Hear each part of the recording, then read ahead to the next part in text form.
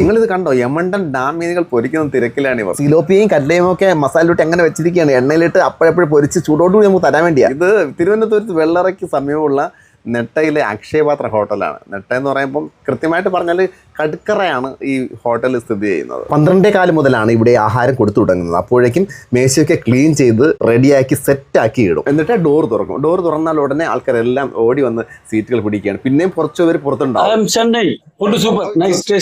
Wifi ഉണ്ടല്ലോ അല്ലേ? ഇവിടെ റേഞ്ച് കുറവല്ലേ? ഈ അമ്മയാണ് ഈ ഹോട്ടൽ നടത്തുന്നത്, അക്ഷയപാത്രത്തിലെ സുഭദ്ര അമ്മച്ചി. ആവശ്യം പോലെ ആഹാരം തന്നെ, പക്ഷേ അത് വേസ്റ്റ് ആക്കിയാൽ ഫൈൻ ഉണ്ടാകും ഇവിടെ. അങ്ങനെ ഒരു ശിക്ഷ ഉള്ളത് കൊണ്ടാകാം കമന്റുകളിൽ വൻ പൊങ്കാലയാണ്. പക്ഷേ ഞങ്ങൾക്കിവിടെ വന്നപ്പോൾ വീട്ടിൽ അമ്മയും അമ്മച്ചിയൊക്കെ നമ്മളോട് പെരുമാറുന്നില്ല. അതുപോലെയുള്ള സ്നേഹവും ലാളിത്യമാണ് തോന്നിയത്. ആദ്യം വെച്ച് ഭക്ഷണം കഴിച്ച ശേഷം പുറത്തോട്ട് കൈയിടേണ്ടി ഇറങ്ങുന്നു, മേശ ക്ലീൻ ചെയ്യുന്നു.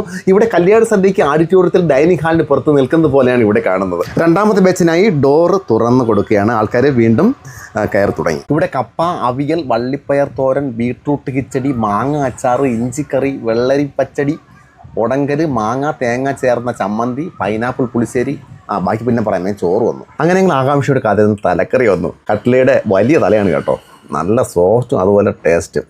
അടുത്ത് വരുന്നത് സിലോപ്പിയാണ്. നമ്മൾ ചോറും കപ്പയും കഴിച്ച് കഴിയുന്നതനുസരിച്ചാണ് ഓരോ ഐറ്റങ്ങൾ ഇങ്ങനെ വന്നുകൊണ്ടിരിക്കുന്നത്. സിലോപ്പി പീസുണ്ട്, വലിയ മീനുണ്ട്. ഇത് നാടൻ കോഴിത്തോരനാണ്. കണ്ട വീണ്ടും തലക്കറി. അത് അടുത്ത മേശയിലാണ്. ഞാൻ കഴിച്ചൊരു പരുവായി. കപ്പയൊക്കെ കൂട്ടി, കപ്പ, അവിയൽ, അതുപോലെ തന്നെ ചമ്മന്തി, സലാഡ്, വള്ളിപ്പയർ തോരൻ, അങ്ങനെയെല്ലാം. ഇനി ഇത് പീസാണ്, കട്ലയുടെ പീസാണ്. എല്ലാവർക്കും എല്ലാം കിട്ടിയെന്ന് നോക്കേണ്ടി അമ്മ വരുന്നുണ്ട് കേട്ടോ. എല്ലാവരെയും മക്കളെ പോലെയാണ് കാണുന്നത്. പുറത്ത് നല്ല തിരക്കുണ്ടാകും, എങ്കിലും കഴിച്ച് തീർന്നിട്ട് എഴുന്നേറ്റാൽ മതി എന്നൊക്കെ പറയും. സ്വാദിഷ്ടമായി ഈ ഭക്ഷണം കഴിച്ച് തീരാറാകുമ്പോഴത്തേനും ഒരു ചെറിയ പേപ്പറിൽ കണക്കുകൾ കൂട്ടി ബില്ല് തരും. വീണ്ടും അടുത്ത ബാച്ചിനുള്ള വിഭവങ്ങൾ തയ്യാറാക്കുകയാണ് ഇവിടെ. ചൂടോടുകൂടി മീനുകളൊക്കെ പൊരിച്ച് കൊടുക്കുക എന്നുള്ളത് തന്നെയാണ് ഇവരുടെ ലക്ഷ്യം. 2 സുഹൃത്തുക്കളോടൊപ്പമാണ് ഞാൻ വന്നത് കേട്ടോ. പക്ഷേ ഞാൻ ആദ്യമായിട്ടാണ് വരുന്നത്. അപ്പോൾ നിങ്ങൾ എന്നാ വരുന്നത്? ഒരു പ്രാവശ്യമെങ്കിലും ഇവിടെ വന്നൊന്ന് ടേസ്റ്റ് ചെയ്ത് നോക്കണം കേട്ടോ.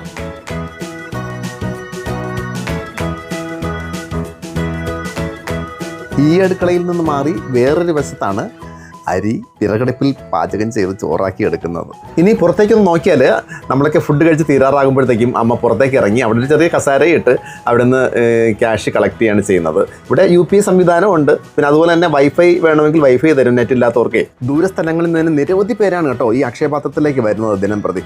അപ്പോൾ സ്റ്റാർ വിതിരയിൽ ഇടയ്ക്കൊക്കെ ഇതുപോലുള്ള ഫുഡ് ബ്ലോഗുകൾ പ്രതീക്ഷിക്കാം കേട്ടോ. അടുത്തൊരു ഫുഡ് ബ്ലോഗ് തന്നെയാണ്, തൂക്കി കൊടുക്കുന്ന ഒരു ഫുഡാണ് അടുത്ത് വരുന്നത്. അപ്പോൾ സൈനിങ് ഔട്ട് ഫ്രം സ്റ്റാർ വിതിര ബൈ സജേക് വിതിര.